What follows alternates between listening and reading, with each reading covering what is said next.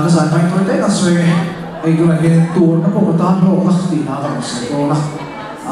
ông lộ ấy tôi còn thì bây giờ mà làm chủ cái này của hay từ lại social media luôn thì là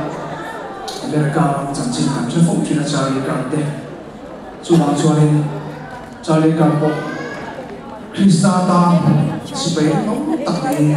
ta ra cho nên anh đi xuống thiên ra thuộc mà trở lại tấm tất cả thế nào cho anh người xuống này chú bảo cho nên anh đi xuống không về đi cái xuống này xí lại cái mỏ muốn bắt lúa sắp trong mong mà sẽ tu nào nghe America thì gospel revival đâu tập